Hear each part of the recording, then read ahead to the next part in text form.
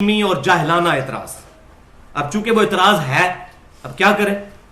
اعتراض کو تو پھر دور کرنا ہے کہ جی یہ تو عبداللہ بن عمر کا ذاتی عمل ہے، یہ معاذ اللہ عبداللہ بن عمر نے بعد میں حضور کے یہ بدعت کر دی. نبی صلی اللہ علیہ وسلم تو ثابت تو نہیں ہے. ہم نے تو دیکھنا ہے نبی صلی اللہ علیہ وسلم نے کیا کیا. عبداللہ بن عمر نے ان کے اگر خلاف کیا ہے تو یہ خلاف کا ڈیسیژن آپ کریں گے؟ پورے 1400 سال میں، یہ 14ویں صدی کے مولویوں سے پہلے کسی محدث نے کہا کہ عبداللہ بن عمر نے خلاف سنت کام کیا. چیلنج ہے میرا، پیش کریں. حدیث کے بڑے بڑے امام گزرے ہیں، وہ تو اس کو فہم سمجھتے ہیں عبداللہ بن عمر کا، کہ انہوں نے تو صحیح فہم استعمال کیا کہ عبداللہ بن عمر رضی اللہ تعالیٰ عنہ صحابی ہیں، ان کا عمل بھی ہمارے لیے حجت ہے. ہاں اگر ان کا عمل نبی صلی اللہ علیہ وسلم سے ٹکرائے گا اور باقی صحابہ بھی یہ بات کہہ دیں گے کہ یہ عمل ان کے خلاف ہے، تب ہوگا. ورنہ آ جائے پھر میدان میں. پھکی بھی لے لیں.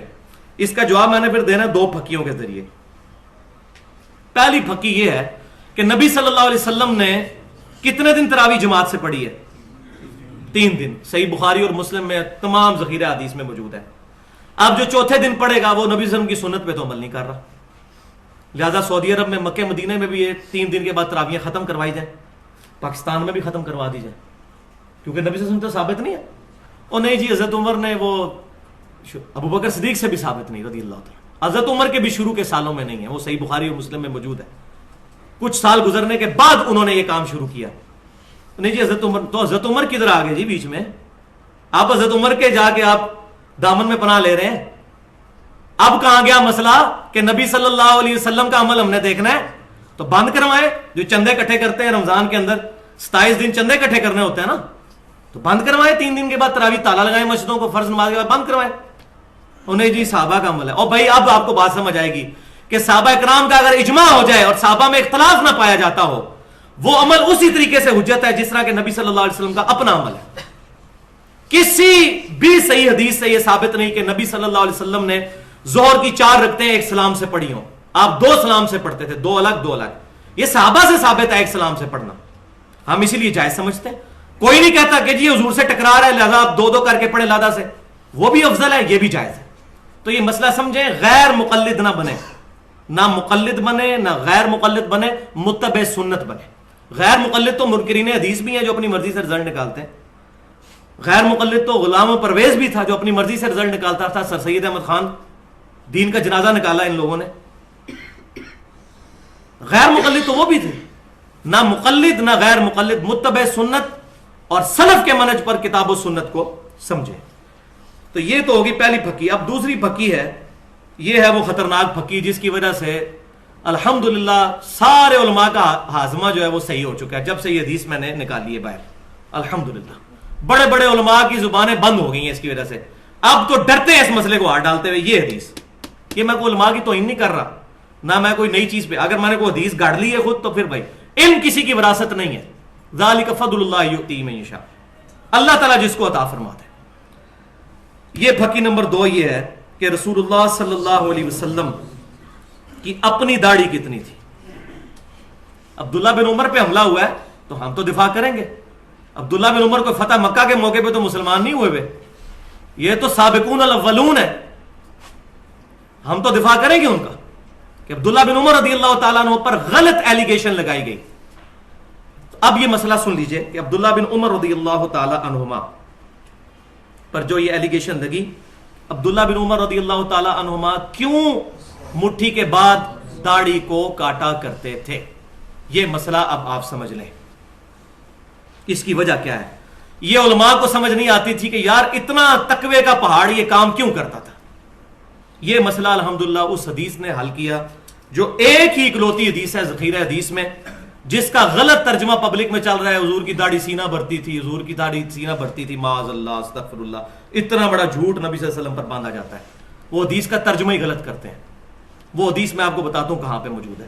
ایک ہی حدیث ہے دنیا میں جس میں نبی صلی اللہ علیہ وسلم کی داڑھی کی حید بتائی گئی ہے، اور وہ حدیث ہے شمائل ترمذی کے اندر. امام ابو عیسیٰ محمد بن عیسیٰ ترمذی رحمۃ اللہ علیہ المتوفى 279 ہجری 417 احادیث کا مجموعہ انہوں نے شمائل ترمذی جمع فرمایا، جس کے اندر انہوں نے نبی صلی اللہ علیہ وسلم کے گیٹ اپ سے متعلق احادیث جمع کی ہیں.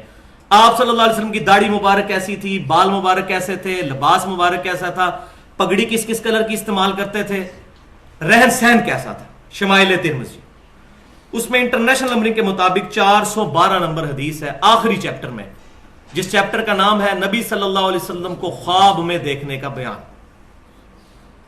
اور الحمدللہ دارالسلام والوں نے اس حدیث کا ترجمہ بھی چھاپ دیا ہے. کتاب کا نام ہے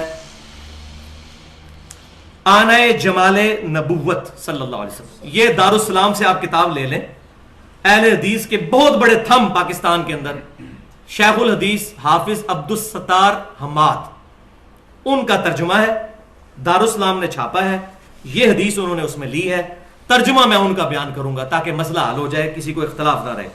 حدیث کیا ہے کہ یزید الفارسی رحمت اللہ علیہ جو مصحف لکھا کرتے تھے، شمائل ترمذی میں یہ روایت یہاں سے شروع ہوتی ہے. وہ ایک دن عبداللہ بن عباس رضی اللہ تعالیٰ عنہ کے پاس آئے اور کہنے لگے کہ میں نے نبی صلی اللہ علیہ وسلم کو خواب میں دیکھا ہے. تو عبداللہ بن عباس رضی اللہ تعالیٰ عنہ نے فوراً فرمایا کہ بیان کرو، کیونکہ میں نے نبی صلی اللہ علیہ وسلم سے یہ بات سنی. اور کیا سنا؟ وہ بخاری اور مسلم میں بھی ہے کہ جس نے خواب میں مجھے دیکھا اس نے مجھے کو دیکھا. میری شکل میں شیطان نہیں آ سکتا جو میری شکل اپنی ہے. تو اس تابعی نے پھر وہ ڈیٹیل سے خواب بیان کی اپنی. اس خواب کے اینڈ پہ عبداللہ بن عباس رضی اللہ تعالیٰ عنہما نے مور لگائی اور فرمایا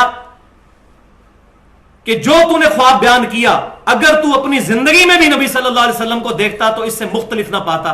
ایگزیکٹ یہی حلیہ نبی صلی اللہ علیہ وسلم کا تھا. یہ وہ حدیث ہے جس کی وجہ سے وہ داڑھی والے مسئلے میں کہتے ہیں سینہ بڑھتی تھی، وہ ترجمہ غلط کرتے ہیں. ترجمہ انہوں نے صحیح کیا دارالسلام والوں نے الحمدللہ. وہ حدیث میں بیان کرتا ہوں. انہوں نے کیا کہا؟ انہوں نے کہا کہ میں نے نبی صلی اللہ علیہ وسلم کو دیکھا. آپ کا قد مبارک نہ بہت لمبا تھا نہ بہت چھوٹا بلکہ درمیانہ تھا. آپ صلی اللہ علیہ وسلم کا رنگ مبارک نہ بہت سفید تھا نہ بہت سیاہ تھا بلکہ گندمی مائل سفید تھا اور سرخ تھا. اور آپ صلی اللہ علیہ وآلہ وسلم کی آنکھیں مبارک سرمگی تھیں. آپ صلی اللہ علیہ وسلم کا چہرہ مبارک خوبصورت اور گول تھا. آپ صلی اللہ علیہ وآلہ وسلم کی داڑھی مبارک انتہائی گھنی اور پورے چہرے پر پھیلی ہوئی تھی اور سینے کے اس حصے تک تھی جس کو نحر کہتے ہیں. یہ نحر عربی زبان کا لفظ ہے. نحر جائیں عربی کی ڈکشنری کھولیں. نحر کسے کہتے ہیں؟ نحر کہتے ہیں اس ہڈی کو جو یہ ہڈی یہاں سے شروع ہو کے شولڈر تک جاتی ہے، اس تک. یہ نحر آپ کرتے ہیں نا اونٹ کو بھی، تو نحر یہاں کرتے ہیں، اس کو پیٹ میں چلاتے ہیں، سینے میں، گردن میں. گردن کا وہ حصہ جو سینے سے ملا ہوتا ہے اس کو عربی زبان میں نحر کہتے ہیں. نحر یعنی نبی صلی اللہ علیہ وسلم کی داڑھی یہاں تک تھی، سینے پر تھی اس حصے تک جس کو نحر کہتے ہیں. میری بھی تقریباً ادھر تک پہنچ چکی ہے نحر. جی ہاں، یہ نرم حصہ جہاں سے ختم ہوتا ہے اور یہ ہڈی شروع ہوتی ہے، یہ نحر. نہر. اور الحمدللہ ترجمہ دارالسلام نے بالکل صحیح کیا ہے کہ نبی صلی اللہ علیہ وسلم کی داڑھی مبارک گنجان، چہرہ مبارک کا احاطہ کیے ہوئے اور سینے کے ابتدائی حصے پر پھیلی ہوئی تھی. سینے کے ابتدائی حصے، یہاں سے سینہ شروع ہوتا ہے، ناف تک رہتا ہے سینہ. یہ ابتدائی حصہ ہے، آخری حصہ ناف ہے، یہاں تک پھیلی تھی. اللہ تعالیٰ جزائے خیر دے، بالکل صحیح ترجمہ کیا. جا کے ڈکشنری دیکھ لیں نہر. اس حدیث کو پڑھنے کے بعد یہ ہے جس کا غلط ترجمہ کیا سینہ بڑھتی تھی اور کوئی کہتا ہے ناف سے نیچے تھی. معاذ اللہ، اتنی توہین کرتے ہیں. نبی صلی اللہ علیہ وسلم کی شکل مبارک ایسی ہوگی کہ لوگ دیکھ کے گھین کھا جائیں.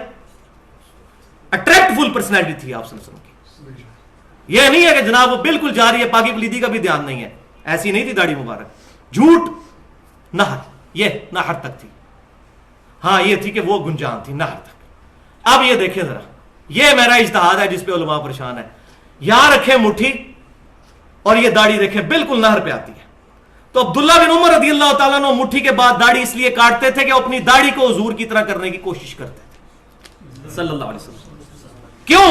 یہ وہ شخص ہے جس نے صحیح بخاری اٹھا کے دیکھیں، حج کے سفر کے دوران وہاں سواری بٹھائی جہاں نبی صلی اللہ علیہ وسلم بٹھاتے تھے، وہاں پیشاب کیا جہاں نبی صلی اللہ علیہ وسلم پیشاب کرتے تھے، وہاں بیٹھ کے کھانا کھاتے تھے جہاں نبی صلی اللہ علیہ وسلم کھانا کھاتے تھے. ایک ایک چیز کو کاپی کرتے تھے. اسی طریقے سے وہ داڑھی کو بھی کاپی کرتے تھے کہ میری داڑھی نبی صلی اللہ علیہ وسلم کی طرح نظر آنی چاہیے، اس لیے وہ مٹھی کے بعد داڑھی کاٹ دیا کرتے تھے. الحمدللہ یہ صدیوں سے مسئلہ جو تھا یہ ریزالو ہوئے ہمارے اس اجتہاد کے ساتھ. اور الحمدللہ یہ جب چیز سامنے آئی ہے اب کسی کی جرت نہیں کہ اس کا کوئی علمی جواب دے سکے. الحمدللہ.